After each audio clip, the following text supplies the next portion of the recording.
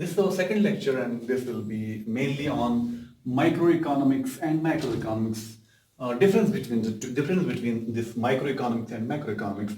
As we know that when we study what economics is all about, in the first lecture we understood what economics is all about, and now, as we know, these are the two branches of economics, that is microeconomics and macroeconomics. Micro and macroeconomics. First of all, we will take this microeconomics, and after that we will understand what macroeconomics is. And so far microeconomics is concerned, micro means small. Micro means small. So in this very part of economics, what we do is, हम क्या करते हैं इसमें कि हम economy को individually पढ़ते हैं. We study the economy individually means, for example, अगर मैं स्मॉल का मतलब यहाँ पे है कि स्मॉल का मतलब छोटा होता है, तो इसका ये मतलब यहाँ पे निकलता है कि जो हम माइक्रो इकोनॉमिक्स होती है उसमें हम इकोनॉमी के जो कॉन्स्टिट्यूएंट्स उसको इंडिविजुअली पढ़ते हैं. मिसाल के तौर पर इंडिविजुअल कंज्यूमर, इंडिविजुअल प्रोड्यूसर, ठीक, इंडिविजुअल कंज्यूमर, इंडिविजुअल प्रोड्यूसर और a firm, industry, individual market. So this is all about microeconomics. So अगर हम नटशल में इसको अंडरस्टैंड करने की कोशिश करें, so microeconomics is simply when we study the economy individually, whether it is individual consumer, individual producer, individual household, individual firm, individual industry, individual market. So this is microeconomics. और micro economics में होता क्या है, जैसे मैंने कहा था कि एक इकोनॉमी का रोल होता है कि हम, चूंकि एक कंज्यूमर के पास भी जो हमने पहले लेक्चर में देखा था, कंज्यूमर के पास भी लिमिटेड रिसोर्सेज होते हैं, प्रोड्यूसर के पास भी लिमिटेड रिसोर्सेज होते हैं, और हमने इनको देखा था कि हम इकोनॉमिक्स में कैसे इनकी इस लिमिटेड रिसोर्सेज से इनको मैक्सिमम सेटिस्फैक्शन कैसे मिले. तो उसके लिए इकोनॉमिक्स या इकोनॉमिस्ट्स ने एक थ्योरी इसके लिए जो है फॉरवर्ड की है, that is theory of consumer behaviour. Theory of consumer behaviour, वो सब कुछ इस कंज्यूमर के रिलेटेड, हम इसको कैसे हम इसकी लिमिटेड इनकम से इसको मैक्सिमम सेटिस्फैक्शन दिला सकें, या इसको हम कहते हैं theory of demand. Theory of demand. और दूसरा, जहां तक प्रोड्यूसर की बात है, इसके पास भी लिमिटेड रिसोर्सेज होते हैं और इसको भी मैक्सिमम प्रॉफिट्स चाहिए. उसके लिए इकोनॉमिस्ट्स ने जो फॉरवर्ड किया है उसको हम कहते हैं थ्योरी ऑफ प्रोड्यूसर, और जिसको ये भी कह सकते हैं थ्योरी ऑफ सप्लाई. बिकॉज जो ये प्रोड्यूसर होता है उसका मेन काम जो होता है to produce economic goods and services, और इन अदर वर्ड जो हम कह सकते हैं क्रिएशन ऑफ यूटिलिटी. तो that all is about the theory of supply so far this producer is concerned. So अब अगर ये कंज्यूमर भी है, प्रोड्यूसर भी है, कंज्यूमर का काम है टू कंज्यूम और प्रोड्यूसर का काम है to produce goods and services, and his job is to consume goods and services. Now this is not possible at all, so this consumer has to meet the producer, or producer has to meet the consumer. So for that very purpose we need a market. We need the market where these producers and consumers meet and transaction take place. So जब ऐसी बात है तो हम उसके लिए market में क्या होता है, तो मार्केट में होता क्या है, मार्केट में एक ये कंज्यूमर आता है और प्रोड्यूसर आता है. ये कंज्यूमर डिमांड करता है और ये सप्लाई करता है. और जहां तक डिमांड और सप्लाई की बात आती है, यहां पे हम चीजों के जो भी इकोनॉमिक गुड्स एंड सर्विसेज, चाहे वो factor inputs, land, labour, capital, entrepreneur, हर एक का प्राइस यहां पे डिटरमाइन होता है through the forces of demand, through the forces of supply. So that is the main reason that this micro economics is known as theory of price determination. Theory of price determination. Theory of price determination. This microeconomics is known as theory of price determination. Simply because consumer and producer meet in the market. Demand comes from the consumer, supply comes from the producer, and where the demand equals supply, the price is determined for that very commodity or for that very factor input. And so far this macroeconomics is concerned. So for this macroeconomics is concerned, macro means like micro means small, macro means large. Macro means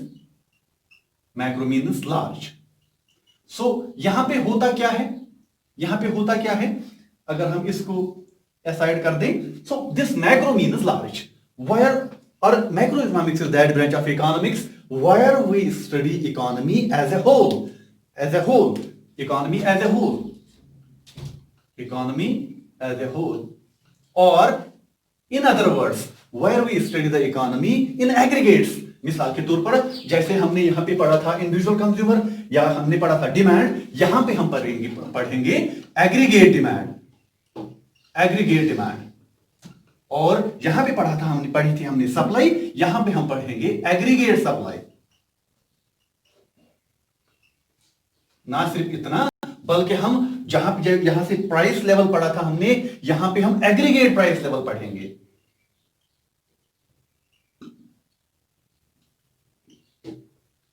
So this is, अगर हम nutshell में कहेंगे कि अगर यहां पे एक का इंडिविजुअल की डिमांड होती है, या इंडिविजुअल की सप्लाई होती है, यहां पे एग्रीगेट डिमांड होती है। So what comes in the nation as a whole, economy as a whole, whether it is aggregate demand, that means that is quantity demanded by all the consumers, or it is supply, that means supplied by all the producers. And when this aggregate demand is equivalent to aggregate supply, we can say that is the theory of output determination. That's why this macroeconomics, why this is known as theory of output determination, because we are dealing with aggregate demand and aggregate supply, where this aggregate demand is equal to aggregate supply. That is known as theory of, that's why it is known as theory of output determination.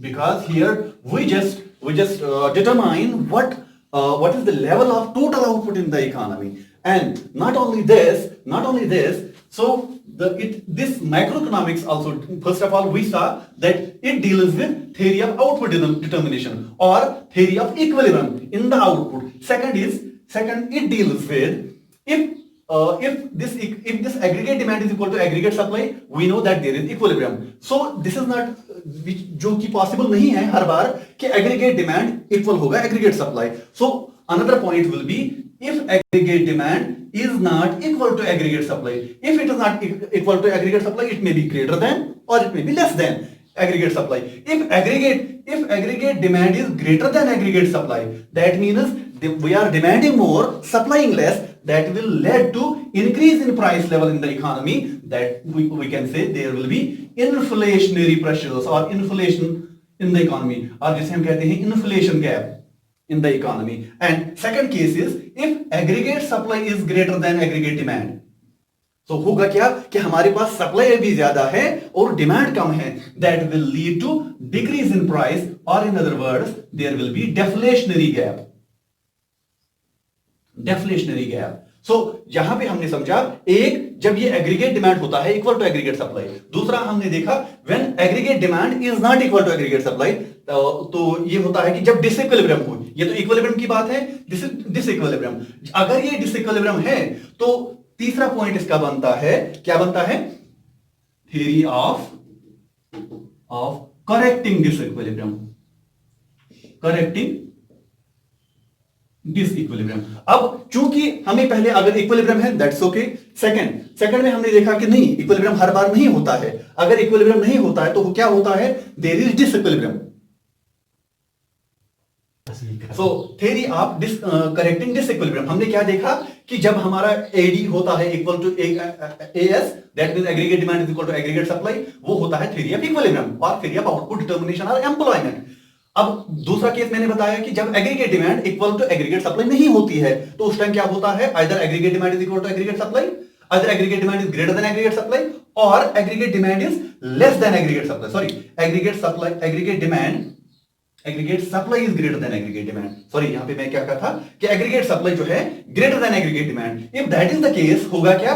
There will be decrease in the price और which will lead to deflationary gap in the economy. तो अगर ये disequilibrium है हमारी economy में, तो तीसरा point इस मैक्रो इकोनॉमिक्स का काम बनता है theory of correcting disequilibrium. That means अब ये disequilibrium अगर हमारी इकोनॉमी में है, अब इसको करेक्ट कैसे करें? तो करेक्ट करने के लिए इकोनॉमिस्ट्स ने बहुत सारी थ्योरीज या बहुत सारी पॉलिसीज को फॉरवर्ड किया है. सबसे पहले है मॉनेटरी पॉलिसी.